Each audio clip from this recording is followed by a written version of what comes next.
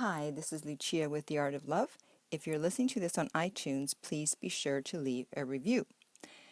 This week's topic is, when should you sleep with a new guy that you just started dating? And I would have to say this is one of the top 3 questions that I'm constantly asked. Women always want to know this. But the fact is, that's not what you really want to know. What you're really asking is, when is the perfect time to sleep with a guy so that I don't wait too long and he gets impatient and he doesn't want to see me anymore, or I sleep too soon and he thinks I'm a tramp. The problem with that line of thinking is that you're assuming and you're giving him all the power in the situation, thinking it's all about him and I need to find the perfect time, otherwise this isn't going to work out. The fact is, if someone is interested, they will wait until you're ready. They will wait as long as it takes. I've asked this question of guys over social media many, many times.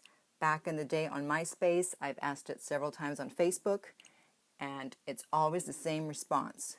At least 90% of the guys say if they're really into a woman, they will wait as long as it takes. Yes, ladies, even months. Back when I had my radio show, I had a player on my show, and he talked about all the women he had sex with and how he had sex with them so soon.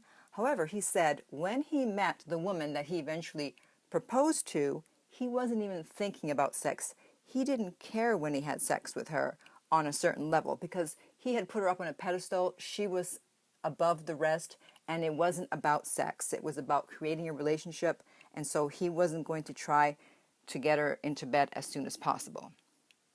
So, here's some reasons why you need to wait besides the main one that I already gave you. First of all, think of it this way. Would you lend your car to someone you just met or someone you barely know? I know you're probably laughing right now and you're thinking, no, of course not. So why would you do it with your body? It's the most intimate thing you have. You only get one. If something happens to your body, you don't get another one. So you need to treat it better, or at least just as well as you would treat your car.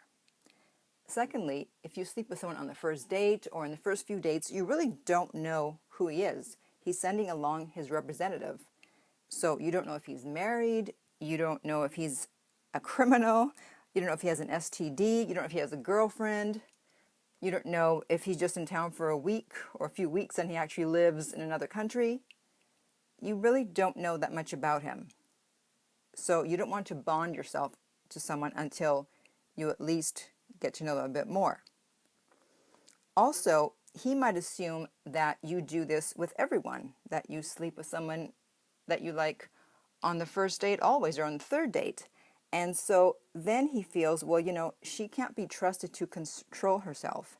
And so he can't take you seriously. When men are seriously looking for a partner, and no one tells you this, but this is what they're thinking. I need someone who has control over herself because, if he's out of town or something happens to him, he needs someone that can take care of business. And that includes being able to take control of situations and not just being swayed by her emotions.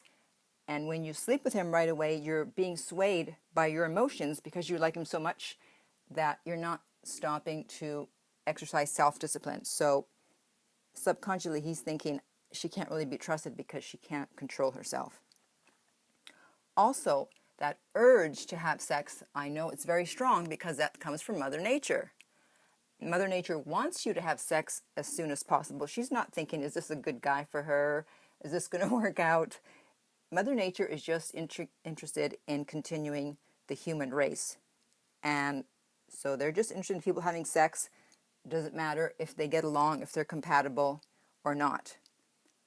Also, we have our nice hormone that I love to hate, oxytocin, which bonds you to him before you're emotionally bonded to him. So your body is craving sex with this person that you barely know and that you barely have an emotional attachment to. And it doesn't work the same as men on men because they have testosterone. So while you have sex with a guy and you're bonded to him for 2 weeks because of oxytocin, a guy feels the bond for about 2 days. Now, I know that a lot of women, they feel anxious if they don't get the sex part over with because they feel pressure from themselves, from society, and from the guy. And so they think, okay, let me just get this over with. And that's really sad to think that they're doing it just to get it over with.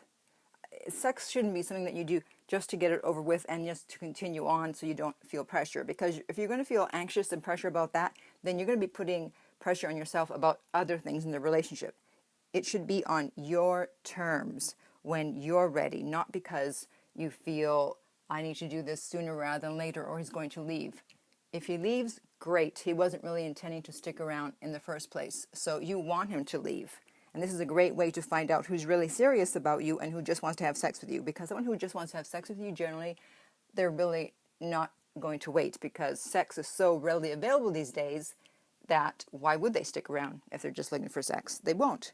And also keep in mind that guys do want to chase. They really don't want to have sex too soon. A woman was telling me the story about a guy. He's very successful, very good looking, and he has all these women who are also successful, attractive, who are chasing him and having sex with him immediately, and he is bored. So if someone comes along and they actually say, you know what, this doesn't work for me, I'm not going to have sex right away, she'll probably get his attention. Not because she's trying to be different, but because she's showing herself to be a high-value woman with standards, and she's not going to let anything pressure her into doing something so intimate as have sex until she's ready.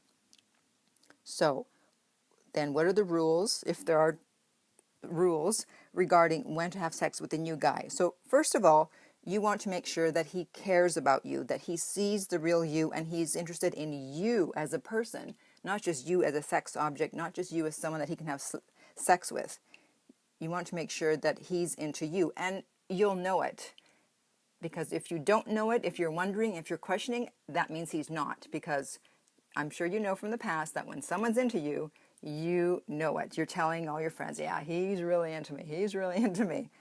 But if you're like, I don't know, I'm just wondering, if you're asking a lot of questions, then he's probably not into you at the level that he should be if you're going to have sex. And secondly, if you want a committed relationship, then you need to ask for one before you have sex. Because otherwise, if you have sex first, hoping that it will lead to a committed relationship, now you can't really be yourself. Now you're campaigning for a relationship. You're trying to show what a wonderful girlfriend you would be. Look at me, I'd be a wonderful girlfriend. And you should have negotiated that beforehand. Women are notoriously bad at negotiating in life and in relationships. And relationships are negotiated. So if you want a commitment, you need to ask for it beforehand.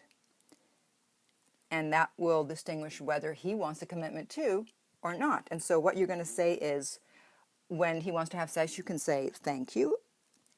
However, I'm not comfortable being intimate unless I'm in a committed relationship. And if he says, okay, great, that doesn't mean you jump into bed, because he could say that 2 weeks in. But you still don't know him. He might just be saying that, okay, fine, we'll be committed. And then a week later, not see you anymore. So it's not just about being a committed relationship. That's step one. But also, as I said before, you need to feel that connection, that he really sees you and he's really attracted to you as a person and not just someone to sleep with. So I know this is a lot of information. If you need to know more about this, if you're interested in private coaching on this topic or any other topic having to do with love, dating, or relationships, I am available for private coaching. You can find out more at my website, theartoflove.net. And in the meantime, remember that love inspires, empowers, uplifts, and enlightens.